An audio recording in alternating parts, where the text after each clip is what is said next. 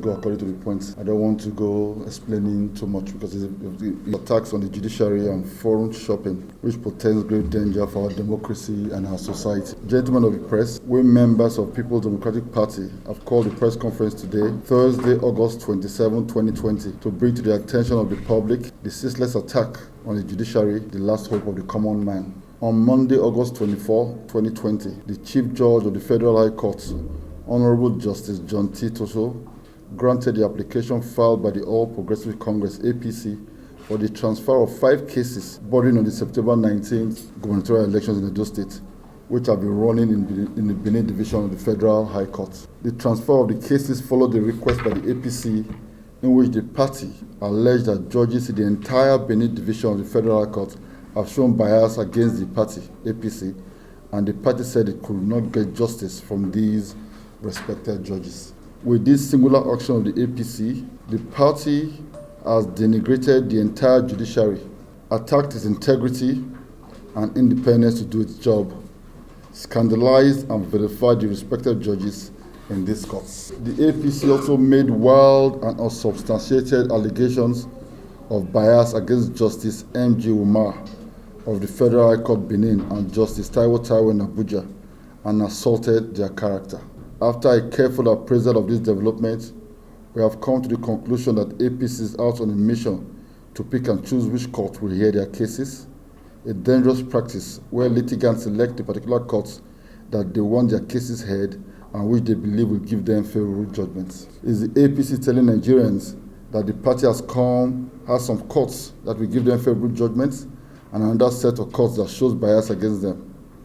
This portends great danger to our fledgling democracy and society, and an attempt by the APC to untwist the judiciary and force judges to bow to their tune. The APC has alleged insecurity in Edo State, even when the facts on ground show clearly that the state is secure. In fact, the few pockets of unrest we have witnessed in the state were orchestrated by the APC leaders and their proxies, and we can deduce that APC leaders have been instigated the unrest to serve as alibi for the transfer application of their cases, which the party has now secured. What we are saying in essence is that we are worried that democracy is in danger in the society. The APC in Edo State went to court with some cases, and PDP also as a party and with its rights also went to court with some of its cases. But the APC has decided that none of the judges in Edo State in the Benin City Federal Court, Benin City Division of the Federal High Court will give them justice. So in the common parlance of what we call forum shopping, they have decided to go to request for the Chief Judge of the Federal High Court to reassign their cases to what we now believe they think is a friendly judge to them. We in Edo PDP, we respect the sanctity of the judiciary, we respect the judges, and we believe that the judges are above blemish. We will go to anywhere they want us to go to, any of the courts they want to go to, but we want the judges not to be character assassinated, which the APC is now doing with disregard to the characters and the reputation of these judges. These judges are honorable men.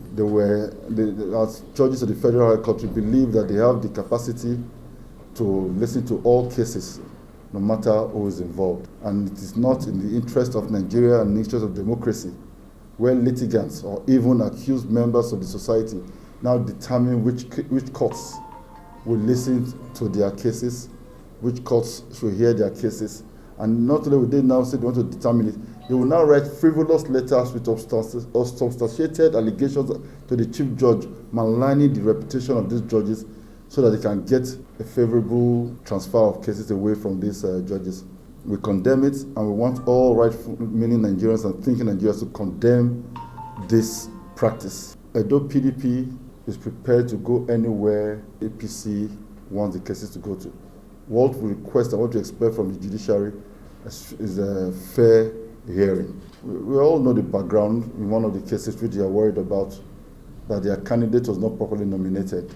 All Nigerians know that, because even the party that claims to be running under, they wrote to the INEC and announced on television that they are not aware that the primaries were taking place in Edo State at the time Pastor Zayamu was elected or nominated the candidate of EPM. So if we go to court and in some cases, even members of APC are in court to challenge Osagi's nomination all of a sudden being paraded as a candidate of APC. If APC went to court to challenge that nomination and to say that it's not their candidate, which legally is not their candidate, they are now going around in circles to find its way to delay the judgment and to avoid justice. The truth, like their rock, as Oshomole said it was told by Mata Masule that if you bury gold in the ground, when you come back in 20 years' time, when all you need to do is just polish it, it's still gold, and that is what truth is. Truth is like gold. You cannot run away from it. It will always emerge. So no matter where they carry this case to, the facts are there for all Nigerians to see. EPM nominated Pastor Sagi Zayamo. EPM is not a registered political party in Nigeria. APC, under the leadership of Gaidom, said he was not aware of the primaries taking place in Edo State at the time Osage emerged. The state chairman of APC in Edo State, Barrister Anselm Ojezua, also repeated the same thing. So I don't know how a candidate of EPM can metamorphose himself to become candidate of APC. What we have technically is an impostor parading himself under APC. APC members have gone to court to challenge him using their symbol as candidate of their party. So I think they're wasting court time because these cases were in court on time and a decision would have been reached before September 19th. But they want to delay it as long as possible. And that is why they are now shopping from place to place, looking for a favorite court or trying to waste the time of the judiciary.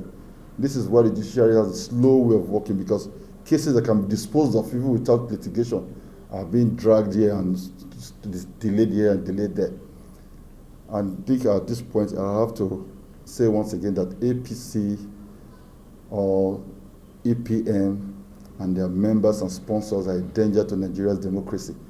They are not only a danger now to the judiciary, they are also a danger to the legislative arm of Edo State government, whereby illegally some men sat in the private residence of one of their leaders to conduct and say they are now the State House of Assembly.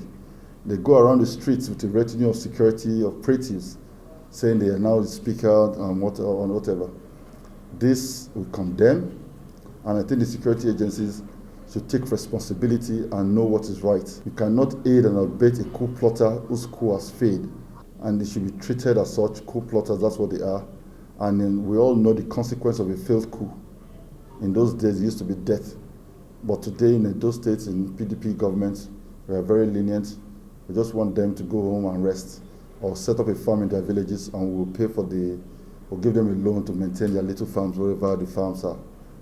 So, gentlemen of the press, I want this to be fairly and accurately reported. It is not a laughing matter, it's a very serious thing going on in Nigeria right now, whereby people want to choose and determine which courts they want to attend and which courts they want to hear their cases, whereby those that are clearly in violation of the laws of the land are given cover by security agencies. We all Nigerians should condemn it.